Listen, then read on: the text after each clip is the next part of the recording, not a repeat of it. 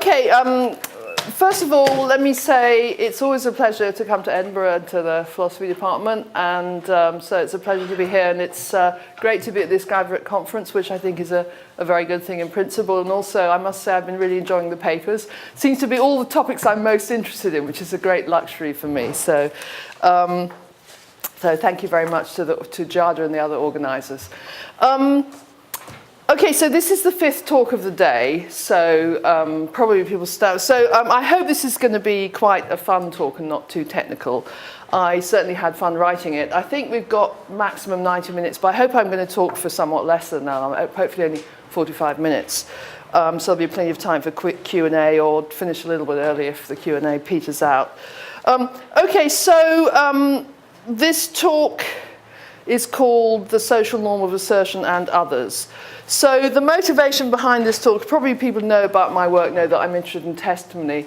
I've increasingly come to the view that the nature of the speech act of assertion and telling, and the fact that it's governed by a social norm, which in my view is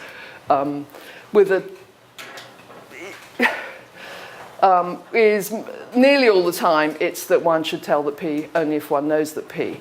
But I think that the interesting notion of a norm here is going to be a social norm, so that means that participants' attitudes sanction, as it were, violations of that norm and like approve of, or at least don't sanction instantly. So I think we need to say that assertion in a community, is surrounded by there's a norm governing which is a social norm in a community which has that act type. On the other hand, Williamson and others have said that assertion has a constitutive norm. So this leads me to think about the question, can a norm about some type of activity be both a constitutive norm and a social norm?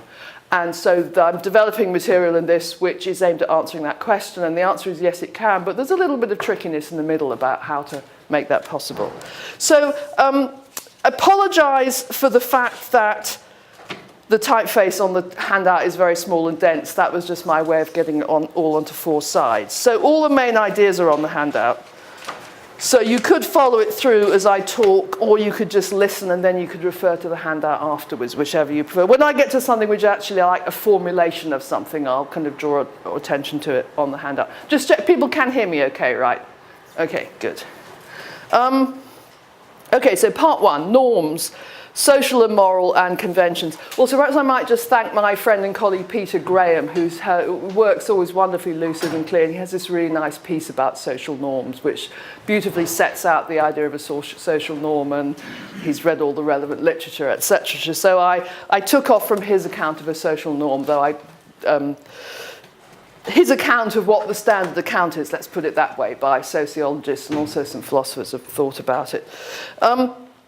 Okay, so his idea, by the way, is that some epistemic norms are also social norms. And the relevance of that is the idea that a given norm may be a norm of more than one kind. And that's really what I'm going to be looking at in this paper.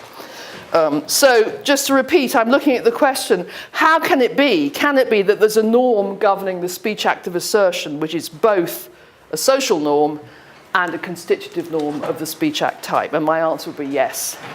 But I'm going to spell out why there's a prima facie tension here. So what I'm going to end up proposing is that the speech act type assertion is governed by a norm that's constitutive of that act type. And we can represent that schematics. I'm not going to make this paper abstracts from a specific proposal about what the norm is. So schematically, it's a norm of this form. One must assert P only if phi of P, where phi is some property. And of course, things that have been proposed are truth norm, maybe a justified belief norm, knowledge norm, reasonable to believe norm. So your favoured account of the norm. Most of them are epistemic, as it were, conditions on the subject doing the asserting, though the truth norm, of course, isn't epistemic. Okay, so I think it's plausible that there's a constitutive norm, but I think it's also plausible that a community C has the speech act type assertion in its repertoire of ongoing speech act types, as it were, available to be made in that community, just if the constitutive norm for the type is also a social norm in that community. So supposing the constitutive norm of assertion is that one must assert P only if 5P, then it's a social norm in C that one must assert P only if 5P. Okay. Okay, so first let me give you a definition of a social norm. And this is following, I think Cristina Bicchieri has a slightly different definition. I think this is following Pettit, and it seems to me a plausible account. So the broad idea is that a social norm in the community is a regularity in behaviour in the community which is accompanied by prescriptive sanctions, attitudes of disapproval and other sanctions. And so there's a regularity, it's accompanied by sanctions, and the persistence of the regularity is causally explained by the persistence of the prescriptive sanctions. Okay, so more exactly, here's a definition which is on the handout. Definition of existence of a social norm in a community C. So there exists a social norm in C that, here's the norm, when in situation S, one should do F, where F is some kind of action type, just if, three conditions. SN1, there is in C a regularity R in behaviour to which individuals of C extensionally conform. They conform to, I'm not saying anything about why they conform to it. So they conform to the regularity R. R is when in S do action F. So that's the first thing. There's a regularity which is conformed to by the members. Secondly, the regularity R is surrounded by prescriptive sanctions. That is to say, attitudes of disapproval plus maybe other sanctions, sanctioning of violence. There's disapproval, there could also be certain kinds of punishments, plus other sanctions to violations, and conversely, approval, as it were, maybe tacit, but sort of signs of approval of conformity. So that's the second thing. And thirdly, SN3, the persistence of the regularity R in C is causally explained by the fact of the sanctions. Okay, the existence of the prescriptive sanctions. So the regularity in behaviour consists in extensional conformity by members of C to a universal precept of the form when in situation S, one should do F, where F is some action type. For instance, when at the clubhouse, one should wear a jacket and tie. Then this regularity, there's a regularity, it's a social norm if and only if what explains the persistence of the regularity that individuals wear a jacket and tie when going to the clubhouse is the existence of the sanctioning attitudes and so forth of others. And I think we could appeal to Mill's account in Utilitarianism of the sanctions of morality here. There's the external sanctions of disapproval by your peers, maybe consequences, they don't talk to you, maybe you even get punished. But then very often these social norms become internalized. So if somebody violates it, they feel guilty and bad about it. Okay. You might feel very bad about going to the clubhouse improperly dressed, as well as knowing that you were going to meet with cold stares and cold shoulder, and etc. Okay, so we've got internal and external sanctions of which kick in. Okay. Okay, this is a really important point. So note that these attitudes, this sanctioning and approval, are, in the first instance, attitudes to instances of violation. So what's he doing in here without a tie on? We won't talk to him, how disgraceful, let's move away. They're attitudes to instances of the sanction. And this leads me to make a first point, which is really important, I think, where which is that I said there's this regularity when in circumstances S do action F. So that's a universal, as it were, generalization, generalizing over the situation, the type of action. But the sanctioning attitudes that I've said, in the first instance, they're reactions to instances of violation and conformity. And that's all the definition I've given requires, that these sanctions surround instances, sanctions and approval surround instances. And I think it's all that's needed for the intuitive idea that we're seeking to articulate that's going to play a theoretical role in various areas. Now, it may be that in the case of many social norms, there is in fact explicit representation by participants of the universal rule that expresses the norm. When in the clubhouse, one should wear a jacket and tie, or when given a present, one should say thank you, etc. And when there is explicit representation of the universal generalization, the rule, it may be that the maintenance of the norm and its propagation is partly affected by explicit teaching of the precept. Okay, you really should always, write a thank you letter for a present. But it's familiar from other areas of research regarding human cognition and capacities, including social capacities, that it's a common phenomenon that human activity is informed and regulated by universal generalizations or rules that are not an item of explicit representation and knowledge by participants.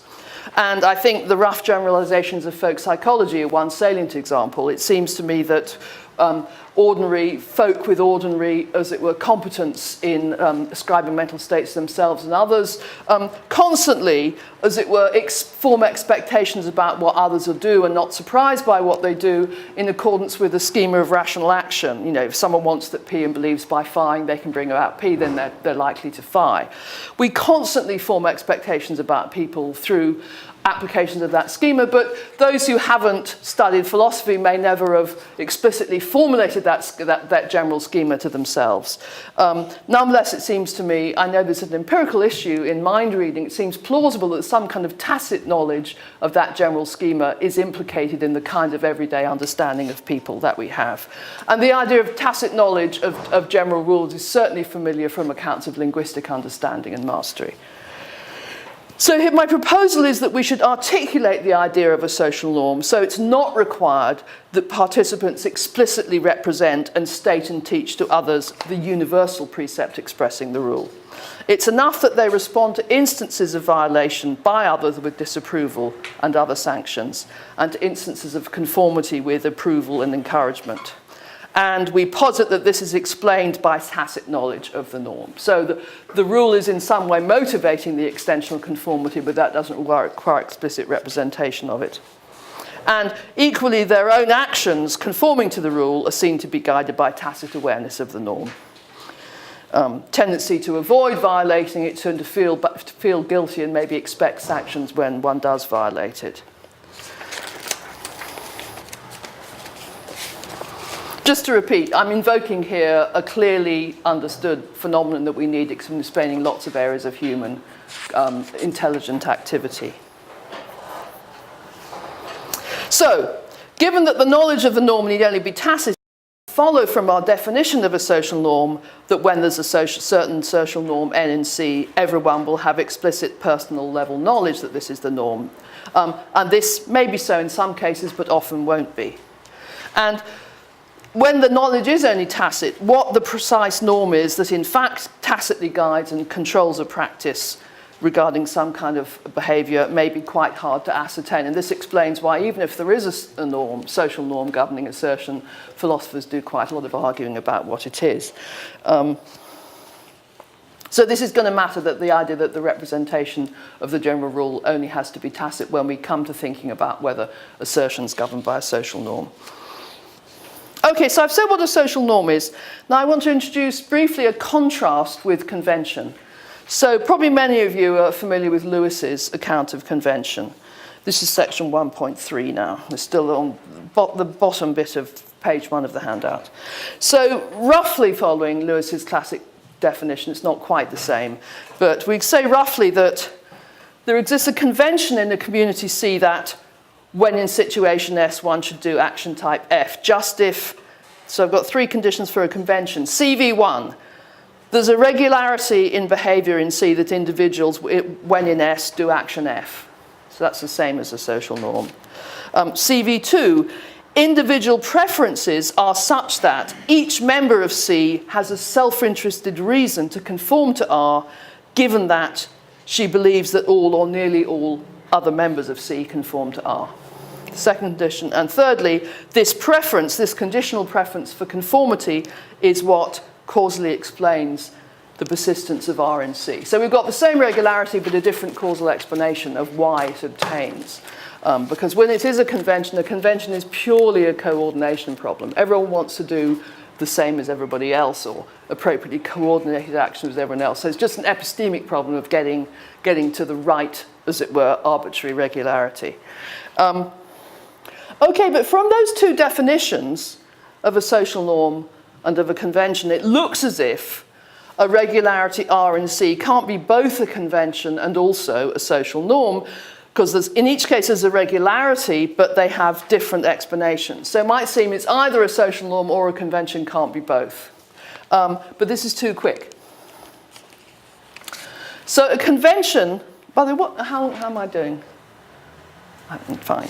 A convention typically solves a coordination problem. For instance, it doesn't matter which side of the road everyone drives on, right or left, but it's crucial that everyone does the same.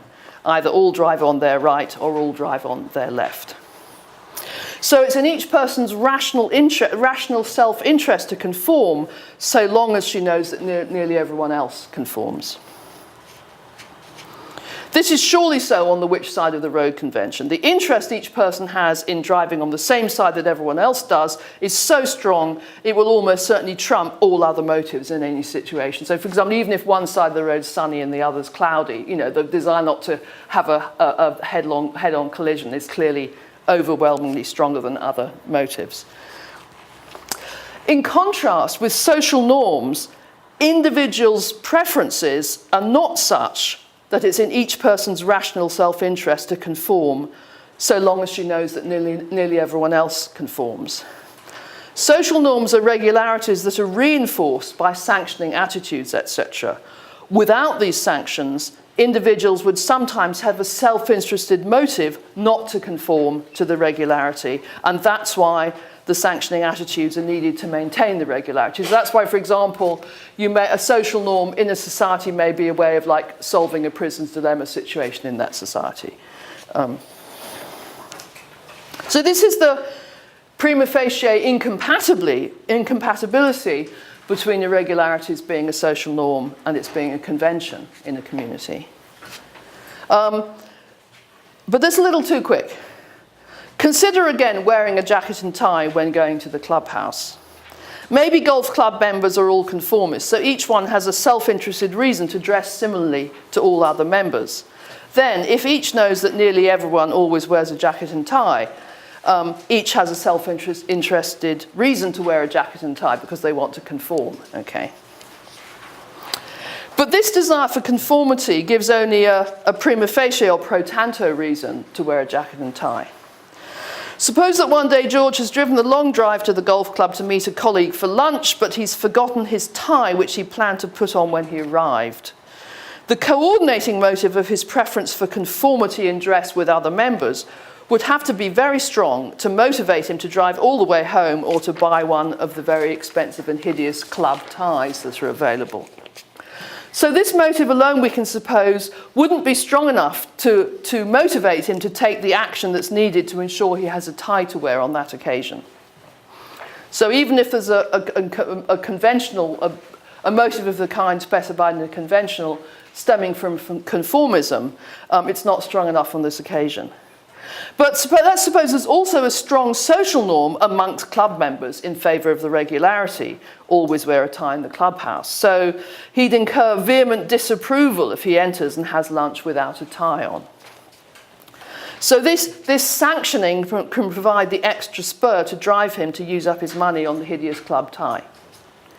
So the moral of this story is that if we interpret the causally explained clause in the third clause of both convention and social norm, we appreciate that we interpret the idea that the sanctions or the self-interest motive are what causally explain it weakly, such that, as it were, is a causal explanatory factor, then we can say a regularity in C can be both a convention and also be a social norm. So that's so there can be a conventional motive conformity that's reinforced and made stronger by sanctioning attitudes. And I make the empirical conjecture that if we investigate, we'll find lots of cases in society just like this, regularities where conformism, the desire to behave just like everyone else in the respect in question, in itself provides a powerful coordinating motive to conform, given that others do, but where the regularity is also further enforced by sanctioning attitudes. Many rules of etiquette are like this, for example. So just to repeat, generally we can conclude So long as we interpret the explanatory clause in the definitions weakly, a regularity can be both a social norm and also a norm of some other kind, i.e. with some other enforcing mechanism. So in particular, it can be a convention. So leading on from that thought, we've seen that a norm can be of more than one kind. It can have more than one reinforcing mechanism. So it's also the case that, and I'm on 1.4, which I think gets me over to page 2 of the handout, a social norm in a community can also be a moral norm. What we've just said helps us see how this can be so. We've seen that a regularity can be maintained both by the self-interested conditional preferences characteristic of a convention and also by the sanctioning attitudes that surround a social norm. In addition, a social norm can enforce something that's anyway a moral requirement, a moral norm, as I'll now show with an example. So some social norms are just that. They prescribe or proscribe a type of behaviour which, without the existence of the social norm, there would be no normative reason for anyone to go in for or avoid, no reason for anyone to go in for or avoid. And the norms of etiquette seem to me to be just such a case. There isn't any reason to conform to norms of etiquette other than you're supposed to and maybe you want to conform. But some regularity about how one should behave when in S one should do F may be a moral norm. Let's say, I'm not going to take a view about the metaphysics of morals here, but there could be a moral requirement that when in S one should do F. That's to say, it may be a way to behave that's required by moral standards. So it may be true that it's a way to behave that's required by moral standards, and it could also be a case that it's a social norm in some community that you conform to this regularity. So given human moral weakness and the lack of adequate moral education and training, moral standards will be conformed to more widespreadly if transgression of them is socially sanctioned. If it's a social norm as well as an objective moral requirement to act in accordance with the regularity. So individuals' conformity to a moral standard may be motivated both by knowledge that breaking it would be wrong and by wanting not to be disapproved of by others, maybe, and have other sanctions. And it could be that the main factor causing conformity to right action and avoidance of wrong action in a community is the desire to avoid the sanctions of breaking a social norm against these things. And little work is done by knowledge of moral requirements plus individual conscience. Something that was always morally wrong may gradually come to be prohibited by a social norm. For instance, smoking in enclosed public spaces where there are children present. And also a merely neutral regularity could equally gradually come to be expected and then violations sanctioned. It acquires social norm status, turning it into a social norm. So the point of this is just to show how regularities may, as it were, instance a norm, may simultaneously be a norm of more than one kind. So we've seen how regularity can be all three of a moral, well, I'm not sure it can be just a convention and a moral norm. It can certainly be a social norm and a convention, and it can be a moral norm and a social norm. Okay, so that's all of part one. So part two, it's a slightly trickier thing to articulate. Can a regularity in behaviour be both a social norm and a constitutive norm or rule of some kind of activity? So this is the questions of interest when we come to think about assertions. Okay, so constitutive features, and we're still on page 2 of the handout, part 2. Constitutive features. So I'll distinguish between constitutive features versus constitutive norms of some type of thing or activity. So for instance, it's a constitutive feature of jumping that one's body leaves the ground. If one bends one's knees and bounces but doesn't leave the ground, one simply hasn't jumped. You have to leave the ground to jump. It's not that one's made a bad jump, one just hasn't jumped at all, even if one was trying to. Now, a feature which is definitional of an activity, such that if it's not fulfilled, the activity just hasn't occurred, cannot be the subject of a social norm governing the performance of that activity. So there can't be a social norm when jumping one should leave the ground. The fact that when anyone jumps, they leave the ground is not a contingent regularity in behavior, but a definitional truth. So this pseudo rule can't be violated. A fortiori, it can't be that its violations are standardly sanctioned in the community. Of course, there could be a social norm that one's supposed to jump in some situation, say when greeting the emperor, which one would violate if one merely bends one's knees and bounces without leaving the ground. That would be different, okay. Okay, so constitutive features can't be violated, so they can't be the subject of social norms. But there are activities that don't just have constitutive features, but have constitutive performance norms, constitutive norms about how they're supposed to be done. This is now 2.2, halfway down page 2. And so the example I'm going to talk about first is competitive ice dance, by meaning the kind of thing that you watch on TV that's going on at the Olympics, okay. So an intentional activity, especially if it involves more than one person, may have, as well as constitutive features, constitutive norms. These are norms governing how the activity is supposed to be done. But the features prescribed that the norm says you're supposed to do, the features prescribed in the norm, are not definitional of the activity. That's to say, the activity can be done without these normative features being fulfilled. What's definitional of the activity is that you're supposed to do them. You have to try to be fulfilling these normative features. So that these norms apply to the activity is part of what the activity is. And that means that a participant who isn't sensitive to these norms, who isn't trying to conform to them, is not really engaged in the activity. So that's the general idea, and here's my example. Competitive ice dance. So I hope everyone's watched that at least sometimes, you know. You know what I'm talking about, okay. So this is a highly regulated competitive activity, and its practice is partly constituted by various norms as to what constitutes, for example, executing a jump well. Just think of the commentaries. No, she beautifully done. She kept her shoulder done. She got the flick of the ankle or whatever. These norms about how you're supposed to do it.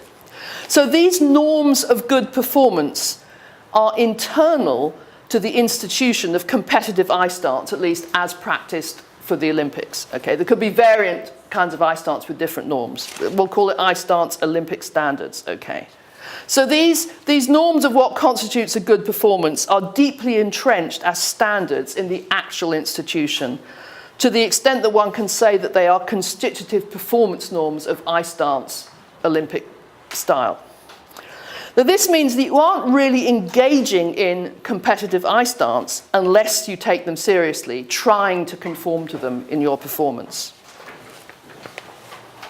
Nonetheless, there clearly can be ice dance performances that fail to conform to these norms fully. These norms are ideals and they're hard to realize. That's the point. That's why it's a competition.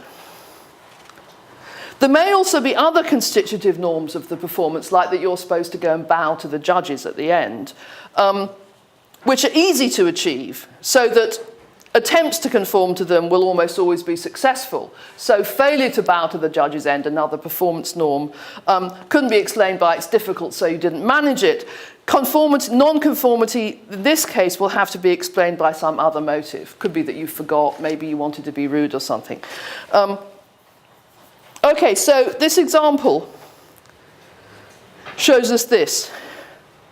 The constitutive performance norms of an activity with such performance norms, the performance norms can be violated, but someone isn't engaged in the activity if they're not, at least to some significant degree, making efforts to conform to the performance norms.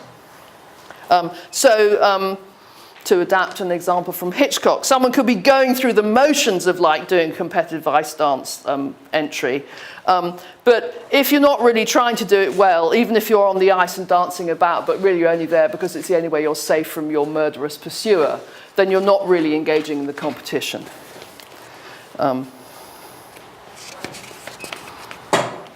So we've got these constitutive performance norms of ice dance participants are only participating if they're seeking to conform to them, but they may fail because it's difficult. So it's essential to the activity that you have to be trying to do it, as it were, in this manner.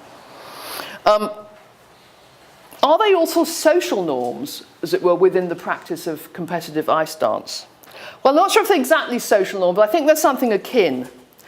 The regularities how the I stancing is done, which they mandate, are certainly maintained through approval and reward of success in conformity and punishment by failure and low estimation of non-conformity. It's true the kind of sanctioning isn't the sort of moralish disapproval that surrounds social norms, it's rather the evaluation of the performance. Because it's a contingent matter. I mean, there's the evaluation of the performance. It may also be that the spectators strongly approve of good performances and, boo bad performances. So it's contingent how strong the broader social norms are surrounding the competitive activity, though it's essential to it that it's judged by the conformity to these performance norms. So I'll call these the judges' norms. They're in play in the competition just if the judges apply them in their approvals and sanctionings and the marks they give. And the audience, as I've said, may also exemplify these attitudes to a greater or lesser extent. And to repeat, a performer is genuinely participating in the activity only if her performance is aptly sensitive to some degree to these norms. She's seeking to conform to them and succeeding at least to some significant degree. I'm actually going rather slowly, but never mind, I'll keep going. Okay, so we've got these constitutive performance norms of a certain type of activity, I stance by Olympic standards. And this means there's a practice of I stance going on, e.g. at the Olympic competition in London in 2011, I think it was, just if there's an activity in which the competitive norms of I stance Olympic standards are the norms being applied by the judges in their evaluations of performances, and they're the norms which participants are seeking to conform to in their performances. Okay, so we've got this idea of performance norms which govern the activity but can be violated, in this case because they're quite hard to conform to.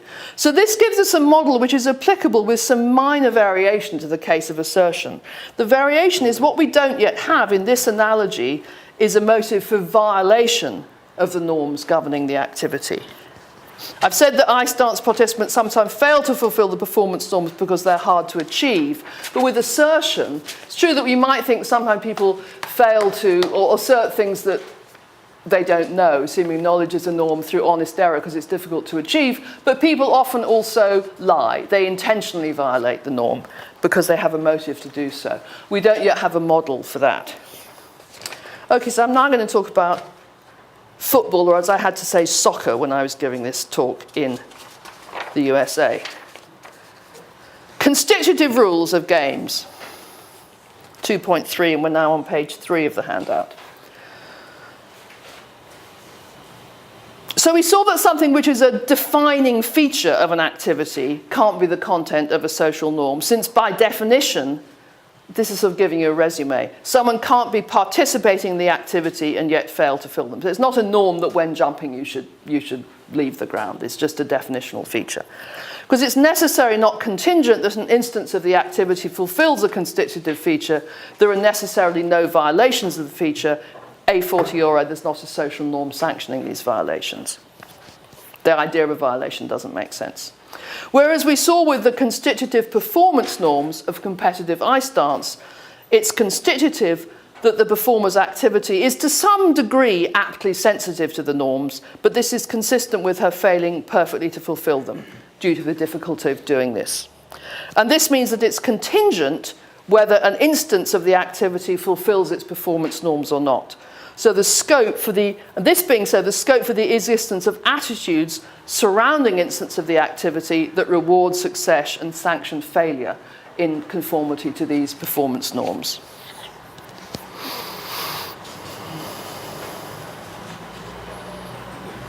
So just to repeat, what we don't yet have is a model for irregularity, which is a constitutive norm and a social norm surrounding the practice, and where there's also a motive for violating it, which is what we apparently have with the norm of assertion. So to see if we can get a model for this, I now turn to look at some competitive games. Many games, if not all, have constitutive rules, rules of the game found in the rule book, and I actually looked this up. So if you Google football rules, you get to the Football Association's rules of football, which are actually very few. So the rules about what moves, in chess you have rules about what moves are permissible for each type of piece. In football, you have that you must not handle the ball, apart from the goalkeeper, and must not use excessive force, which amounts to you mustn't do various kinds of fouls, you mustn't kick or otherwise assault another player. And there's then the offside rule. So what does one say about these, what exactly is the status of these constitutive rules of a game, like chess or football? Because games may be very different. I mean, maybe the different things to say about the status of the rules. What about chess? A theoretical purist might insist that, strictly speaking, a playing purportedly of chess in which a piece's move rule is violated is not a game of chess. But this view mistakenly fails to acknowledge the degree of slack there is between the definition of the game in the rule book and the practice of playing it. Surely someone may secretly cheat in chess and move a piece while their opponent isn't looking. Or if you're just a child playing, they might just make a mistake. And it'd have to be a fairly low-level game for the opponent not to notice they've moved the piece.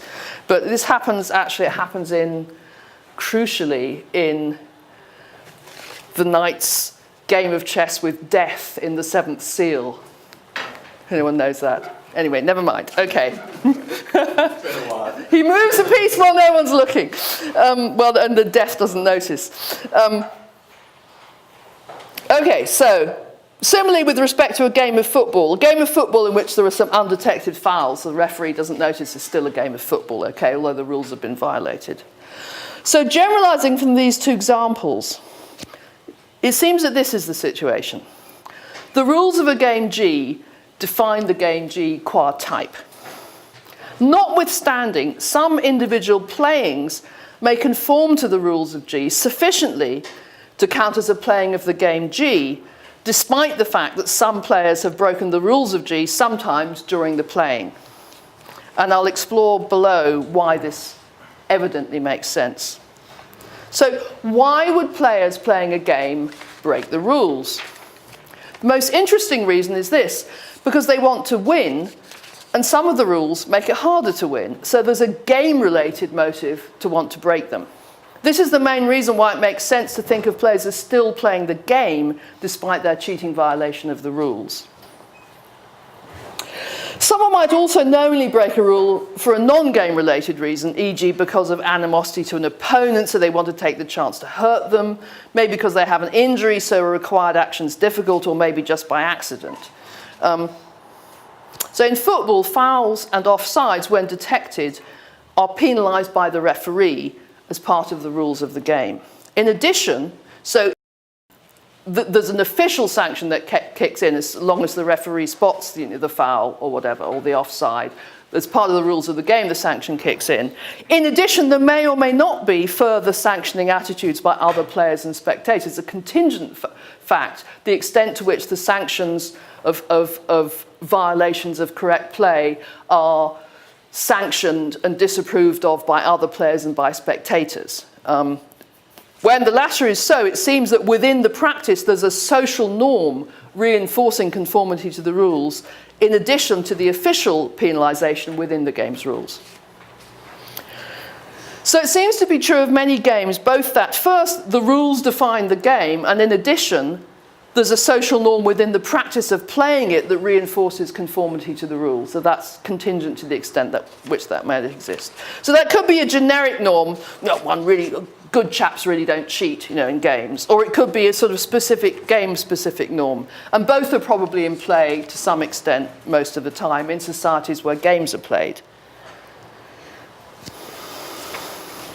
Just go back to my question. How does it make sense? If the rules define the game, then surely, as with jumping, it's a logical impossibility that the game can be being played, although the rules are violated. So if the game can't be played if the rules are being violated, how can there be a social norm sanctioning violations? It seems puzzling. Well, as I've already suggested, it makes sense if there's both a gap and a relation between the defining rules of the game, qua abstract type, and individual instances, individual playings of the game. And I'm giving you here at the bottom of page 3 a proposed sufficient condition, actually, for an instance of playing to be an instance of playing a game. So the relation between the constitutive rules of the game and an instance of playing the game. And I think this is sufficient for it to be. Maybe did I say it was sufficient? Yes, I thought it was sufficient. So a playing is of a game G with defining rules R of G if, firstly, all players are aware of all the rules of G as such. Secondly, all players are aware that playings of G should conform to the rules of G, namely R of G. Thirdly, they take the current playing to be of G. Fourthly, the overarching intention of each player is to be participating in the game G. And fifthly, all players conform most of the time to the rules of G, R of G. And sixthly, if a player knowingly transgresses R of G, she's aware that this is a transgression, and if discovered, will attract any penalties for such transgression specified in the rules. So I've offered that as a sufficient condition. I'm not sure it's necessary. Something weaker could be necessary. Also, it may be that some of these conditions are redundant. According to how you understand 1, you might think 1 just entails 2 and 5. But I've put them in to be on the safe side. Okay. So everyone knows the rules. They're aware the game should conform to the rules, and they take themselves to be playing the game. They're intending to play the game. They all conform mostly to the rules, and if they transgress them, they know they've done it and they expect penalties. If, in addition, the game's being played against the background of the existence of a social norm against cheating in games, then each player will also know that a transgression, if detected, will result in her being sanctioned by other players, etc., as well as being penalised by the referee. So, if in contrast, players in some token event, some token playing E, don't seriously attempt to conform to the rules of G, R of G, and violations of R of G are not regarded as transgressions, then E is not a playing, this token event is not a playing of the game G. For instance, if players in a game with a ball start to pick it up and run with it, and no one complains and tries to stop them, but all start to do so too, then they're no longer playing soccer, but have instead invented the game of rugby football. This is what's supposed to have happened. Okay, so I think the rules of a game G, with some idealization, there is some idealization here, can be split into 2 types. Rules that are genuinely constitutive features of G, like leaving the ground is constitutive of jumping, such that if they're not conformed to, it's not a playing of the game G. Versus other rules that are norms of how G, it's laid down in the rule, should be played, but which can be violated in a playing consistently with that playing still being a playing of G. So these second kind are not constitutive features of G, but rather they're constitutive norms of G. They lay down how one should play the game, and they're constitutive norms because it's only true this is how one should play the game because that's what the rule stipulates. So the constitutive features are the ground rules of the game that specify what play broadly consists in and what constitutes winning. For instance, in football, the 2 opposing teams each try to kick the ball into the opponent's goal and stop the opponents kicking the ball into their goal, and the team that achieves this the most times is the winner. It makes no sense to suppose a token playing is of that game if these constitutive features aren't conformed to. Whereas rules that are constitutive norms, they're also laid down in the rule book as rules, but their status is their constitutive norms. They specify how one should play, and they're typically constraints on what means is permissible to achieve the object of the game, to win the game. This is why they lay down how one should play, how one's supposed to play, and why they can be violated while it still makes sense to judge the game is still being played, notwithstanding the violation.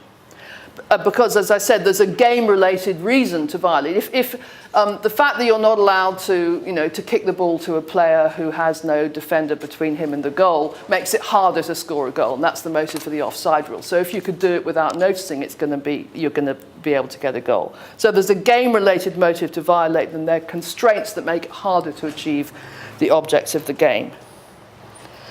Such constraints on how one may permissibly, within the rules of the game, seek to win are imposed often to make the game a better game, more fun, more entertaining, safer, or such like. This is actually explicit in the statement of the offside rule in the FA statement of the rules. So here's another game. I don't know if you ever played this in your childhood. It actually comes in the film Roman Holiday with Audrey Hepburn and, not Clark Gable. Anyway, so you have a grapefruit, you have a line of people and they have grapefruit under their chin. And you have to get the grapefruit to the end of the line, but you're only allowed to have it under your chin. You're not allowed to touch it with your hand. So the whole game is the restriction on how you're allowed to get the grapefruit from one end of the line to the other. So you have to just have it tucked under your chin. Of course, if you had a kind of cash, if you had a bet on it, if you won, as it were, you would get some money, then you'd have a motive to try to cheat, to surreptitiously touch the grapefruit with your hand or something. So that's just an example of how the game's constituted by the restrictions on how you're allowed to achieve its object. Okay, so generalizing from these cases, we can tentatively draw this conclusion. And I'm getting quite near the end now. How am I doing? It can be that a certain rule R, Ri, is a constitutive norm governing a certain type of intentional activity. That's to say, it's part of what the activity is that one ought to conform to Ri when engaging in this activity. Consistently with this, it can also be that it's a social norm in a certain community that one should conform to these rules when engaging in the activity. So in the case of the rules of football, in the case of the constitutive rules of football, like the offside rule and no fouls, it's contingent. They're already penalised by the referee when detected. It's contingent whether they're also reinforced by the attitudes distinctive of a social norm on the part of other players and spectators. So, you know, whether doing a foul is disapproved of by the spectators or not. If it is, this will reinforce the internal to the game motive to abide by the rules. In the case that I'm getting to, assertion and its norm, however, the existence of a social norm isn't contingent. So the conclusion we've got to is that a rule can be both a constitutive rule of a type of activity, I could say constitutive performance norm, or constitutive normative rule of a type of activity, and also be a social norm governing its performance in a community. As with moral and social norms, the social norm can reinforce the motive for conformity to the performance norm of the game. So I want to just apply these considerations to show how it can be that a certain norm can be both a constitutive norm of assertion qua speech act type, and also a social norm governing actual speech acts of assertion in a community. So Williamson says, so now I'm on 2.4 conclusion. Okay, this is the last page of the handout. I think I'll be done by 5. So Williamson says that assertion is that unique speech act type such that it's governed by the unique norm, one must assert P only if one knows P. But we can abstract from his specific proposal that it's the knowledge norm to consider the generic idea that assertion qua speech act type has a constitutive norm. One must assert P only if S of P, where S is schematic for whatever is the specific content of the norm proposed. Okay,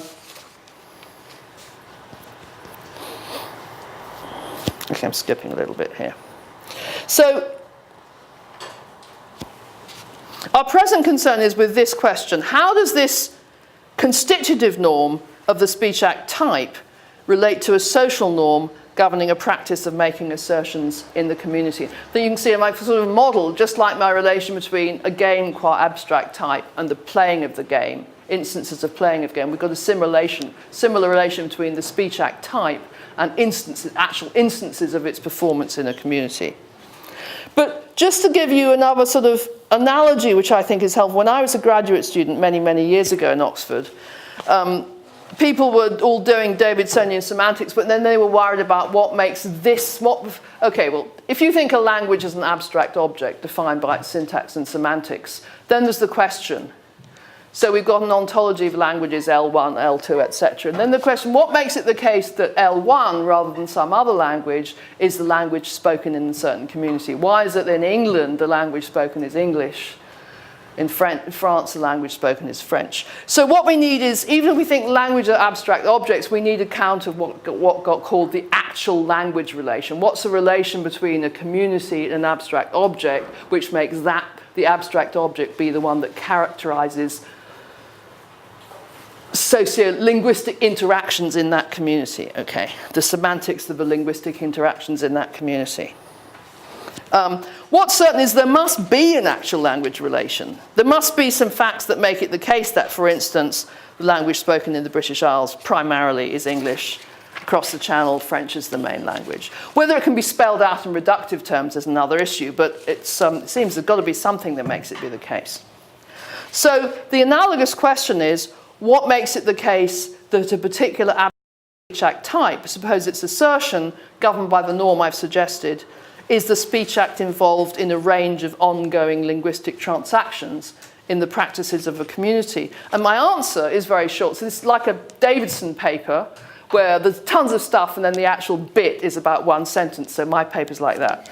So the answer is that what makes it the case that the abstract type assertion governed by its constitutive norm is the type of speech act that's going on in various, linguistic utterances in a community is that, so we have a practice of making utterances of a certain communicative type. What makes those types be assertions, the type governed by the constitutive norm, is that a social norm exists surrounding the practice that sanctions the very same norm that's the constitutive norm of the abstract type. In this case, there's no explicit rule book and no official referees' penalties. So in this case, the existence of the social norm surrounding the activity is essential. What constitutes the obtaining of the norm in relation to particular linguistic acts is, and can't be other than that there's a social norm corresponding to the constitutive norm of the type. And importantly also, I hope I've shown you by analogy how, although there is this constitutive norm, which is reinforced by a social norm, consistently with that, there can be a motive, as it were, the concertors can have sometimes to violate the norm because they can have motives to want to lie. And that's consistent with assertion still being the type of act they're going in for. Okay, thank you very much.